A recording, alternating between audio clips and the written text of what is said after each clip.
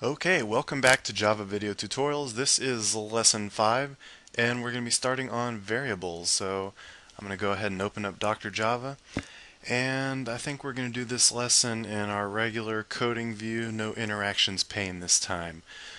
So I'm going to get started. Where is Dr. Java? Where did he go? Here he is. Let me get that in your view real fast. And we're going to get started with a public class variables. So I'm just calling this class variables. You can call it whatever you want. Make sure you capitalize it. And I'm going to give it a public static void main method. Okay, so that's string array args. And here we go. So let's start out. Variables. What are variables?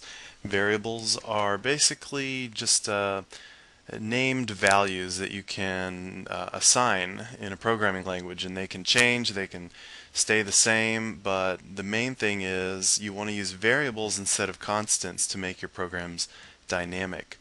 So let's go over different types of variables. We can store different types of data in these variables, and the most obvious type is just some kind of number. And so in Java we have, I believe there's 6 different data types for numbers, and we're going to go through all those really quickly here. I'm going to start out with the two most common that I use, and those happen to be integer, which you can specify by int for int. And so let's create an integer variable, and it's going to be int, and we'll call we can name the variable anything we want. So we can call it my integer, and an integer obviously has just a whole number. It's not going to have a decimal, so it can be positive or negative, and so we can say my integer equals 5, and make sure you terminate your line with a semicolon. So now we have my integer equals 5, and let's say we want to print out that integer. So I'll say system.out.println, and there's not going to be any quotes because I'm not printing out a string, so I'm just going to say print out my integer, and then we should be able to just go ahead and run this program. So I'm going to quickly compile it, and I'm going to save it somewhere. I don't know where I'll save it. I don't know where. Oh, here we go, Java Video Tuts, and I'll just save it. Variables.java. Okay. So there we completed our compilation, and let's go ahead and run it by typing Java variables. And you can see it printed out the number 5 because it printed out my integer, which was equal to 5. So the println method, it knows it can take in an integer data type, and when it takes in that integer data type, it knows to just print out that integer. So the println method is written so it can take in several different data types. Like in the first lesson, we gave it a string for hello world, and we're going to give it a few different data types here. So I'm going to turn this into my second most common number data type, which is called a double. And a double is what I use for floating point values. So I'm just going to call it my double, and I want to give it a floating point value, so it can be, negative 23.8, and that would be an acceptable double value.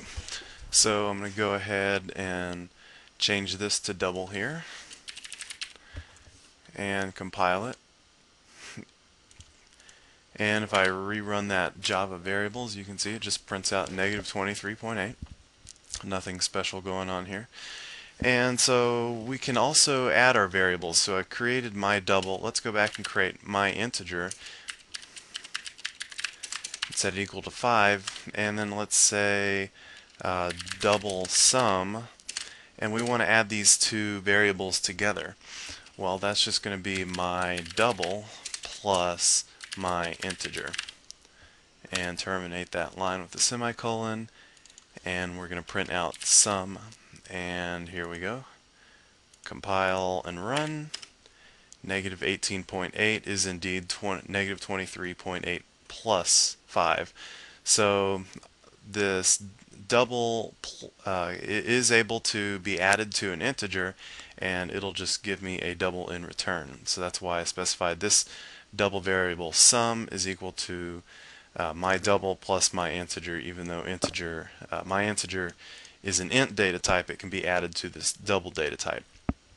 So let's quickly go over the other data types. We have the smallest, most simple one is called byte, and I hardly ever use anything but integer and double, but just so you know they exist, I can say byte b equals, and this I believe can be anywhere from negative 128 to positive 127. And the way I can check that down here in the interactions window is I can say byte, and note that's with a capital B because it's wrapped up in a wrapper class. We'll get to that later, but byte dot max value, and that'll return 127, and then I can say min value negative 128. So byte, I can if I try to assign it to like 129,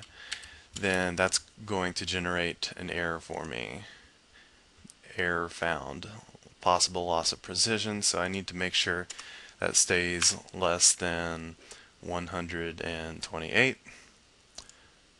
So okay, I need to print out B here. Oops.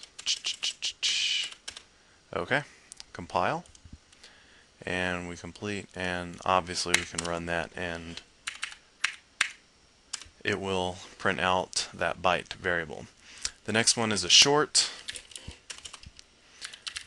and it's also an integer data type, and the only difference between short, int, and byte so far is the range of values it can hold. So let's go ahead and type short.max value, and we get 32767, and we can do min value. And you might notice, you might be wondering why it's not negative 32768 to positive 32768. Instead it's 32767.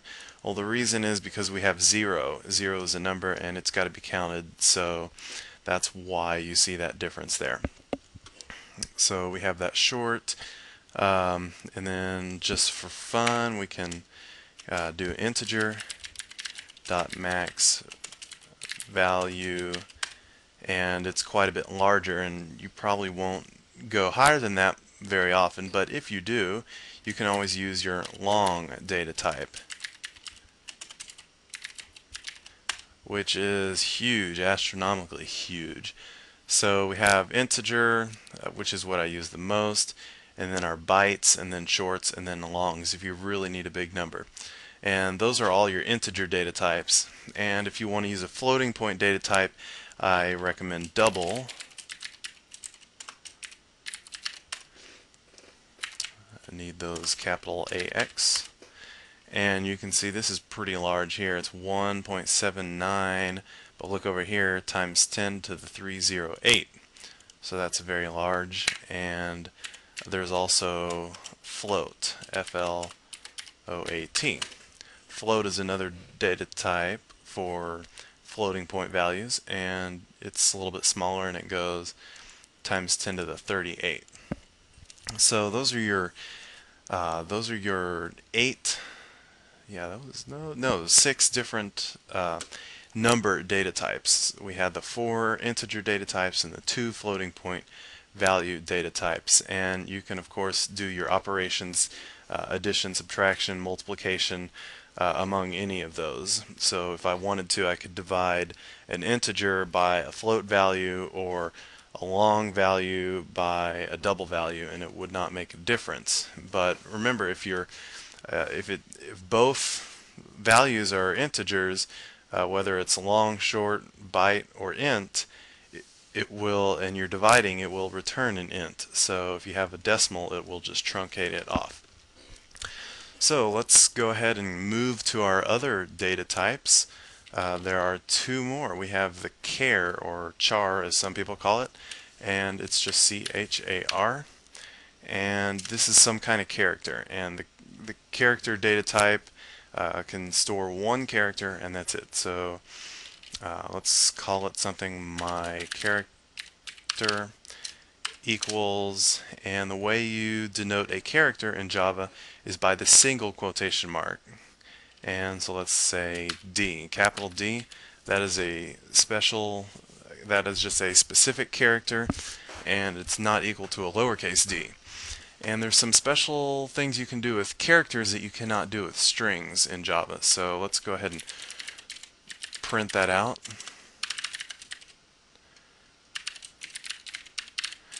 And remember, strings are denoted with your double quotation marks like that. So if you see a single quotation mark, don't get confused and think it's a string, because it's not. Let's go ahead and compile that and go ahead and run it. Java variables. Obviously it'll print out a D for us, and that's capital D. It's not the same as a lowercase d, and that's a character. Each character in the Unicode set has a special code value, so I can add characters together if you want. So I can say int, sum equals my character plus a. And so let me print out sum, compile that, and I get 165. You're like, wow, where does 165 come from? Well, the D character has a certain value, and the way you can find the value of any character is if you go down here in the interactions pane, you can type that character like a D, and then you can add the 0 character. And that's not what I meant. I meant the 0 number. If you add 0, it'll give you the value of that character. So capital A is exactly 65, and then lowercase a is 97, and then you can, like, your 0 character is 48. So you can find out the different values of these characters. Do you really care? No. I don't know why I showed you that, just so you know. Whatever. Let's move on. Characters, yeah, a string. If you see a string, just know that's like a grouping of characters, and when we get into arrays, I'll talk more in depth about that later, but it's just a grouping of single character values together to create a string. Real quickly, another thing I can do, I can compare characters. I can say, well, is A greater than D? And that's false. I can say, X, and I can say A. So lowercase values, as you saw up here, have a higher number, so that will return true. So just so you know that, you can compare characters. And here we go. So our next data type is the last and easiest, and it's called the Boolean, B-O-O-L-E-A-N. You have to type out the whole word Boolean for you C++ junkies who just type bool all day long and think you're getting off easy. You're not. So Boolean, my Boolean equals true or false. That's all it can hold. True or false, not 1 or 0, true or false. So let's type true just because we're true and blue. My Boolean. Go ahead and compile that, and we're going to run that again. It prints out true. You cannot add Boolean values, so if I tried to say true plus true, I'd get some kind of error here, bad type in addition. And I believe we're done for today. Let's see, after variables we can do functions. Functions are very fun because they're very useful, and I'll look up my list of functions and see which ones we can write, make things kind of cool in here. So functions, then classes, and then we'll get into arrays and loops and all that good stuff in the future. But please stop by Java Video Tutorial, javavideotutes.com. If you have some money, make a donation, because I am just working off of nothing here, all coming out of my own pocket. My equipment, this microphone, this software, the hosting, the domain name, so it's all coming out of me, and I'd really appreciate a donation. And it might inspire me to record some more tutorials. So come over and have a shout, send me an email, and I'll see you guys next time. Thank you very much for watching. Have a good day.